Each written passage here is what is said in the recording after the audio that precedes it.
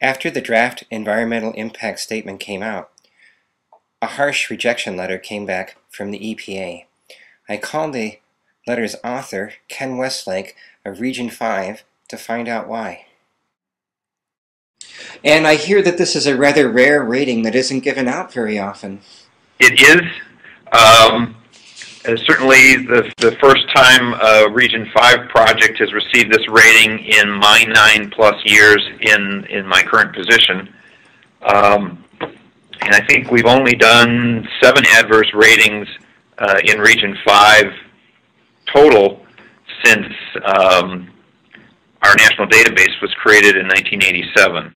Okay, here's the deal, Marty, on that. First of all, you know, the Army Corps of Engineers was the lead federal agency, and the Polymet folks did exactly what the Army Corps of Engineers asked them to do. The EPA was never involved in any of the requirements that Polymet, the company, was told to do by both the DNR, who's the permitting agency, and the lead agency in Minnesota, and the Army Corps of Engineers. And then all of a sudden they get to Chicago, where this quote must have come from, and you know, the EPA jumps in. Their problem was the DNR and the Army Corps of Engineers told Polymet to give us a couple of paths we can follow. Yeah. So their environmental impact, you know, their permitting request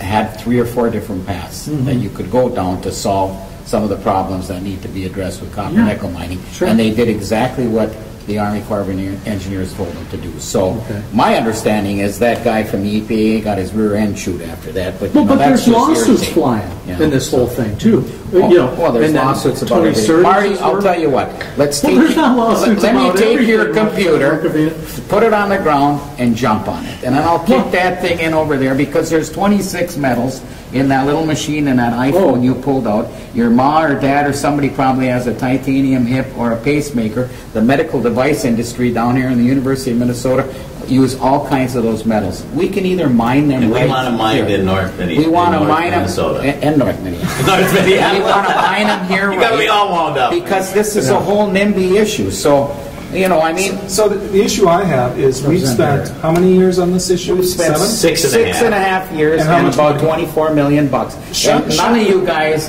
down here close to the cities, and especially in Hastings, would ever put up with a company coming in that wants to create thousands of jobs, mine $1.7 billion of minerals owned by the school kids of this state that goes into the school trust and the University of Minnesota Permanent University Fund.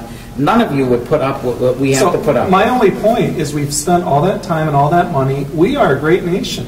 Couldn't we have solved the problem with that much money and that much time? I think Barrett, logically you're right. we should be able to do it. We're all on the same page here, and Representative Rukavina, Representative Barrett, and I are going to work together to get this project moving.